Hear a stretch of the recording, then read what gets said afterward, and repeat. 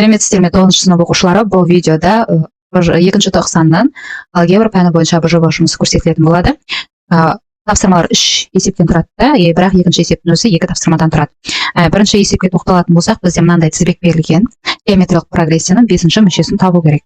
Яғни b5-ті табу керек. b5-ті табу үшін біз b1 көбейтілген q-дің n-1 дәрежесі, яғни n деп тұрғанымыз ол 5-1, яғни b1 көбейтілген q-дің 4 дәрежесі формуласымен шығарамыз. Енді бізде b1 белгілі, ол 4-ге тең.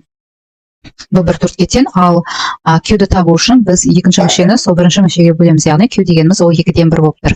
Енді орнына қоятын болсақ, бұл жерден b5-іміз бізде тең болады екен. 4-ті көбейтеміз 2-ден 1-дің 4 дәрежесіне. 2-ден 1-дің 4 дәрежесі дегеніміз ол 4 көбейтілген, яғни 16-дан 1 болады.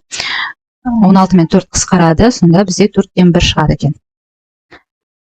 5-ші мүшесін таптық. Ары қарай екінші есепте геометриялық прогрессиясында q берілген және s 5-ші мүше берілген. Бірінші мүше мен 5-ші мүшені табу керек. Ол үшін біз мына s5-дің формуласы бойынша ашып жазамыз.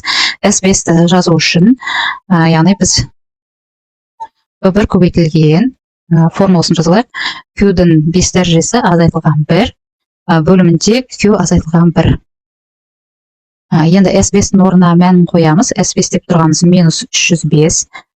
Бізде b1 белгісіз, b1-ді солай қалдырамыз. b1 деп q белгілі, ол бізде минус 3-дің 5 дәрежесі азайтылған 1 бөлімінде минус 3, минус 1.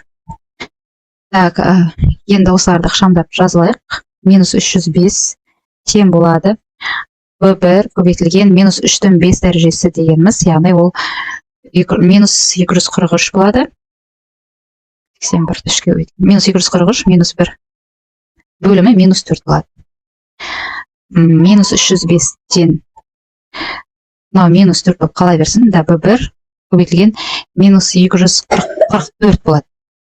Осы жерден қысқартатын болсақ, минус пен минус бізде плюс болып кетеді. 4 пен 244-ті қысқартсақ 61, яғни бізде былай шықты, b1 көбейтілген 61 тең минус 305 болып тұр. Осы жерден b1-ді табатын болсақ, минус 305-ті біз бөлеміз осы 61-ге. Яғни минус 305-ті 61-ге бөлсек, ол минус 5 болады. Ары қарай 5-ші мүшені табу керек. Біз тек бірінші мүшені таптық, b5-ті табу керек.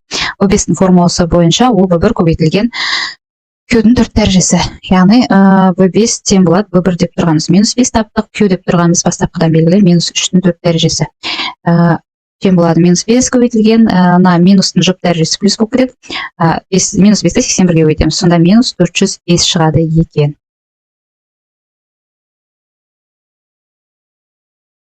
b1-іміз бізде жаңа минус 5-ке тең болды. Бізге табу керек s8-ді, алғашқы 8 мүшесінің қосындысын табу керек.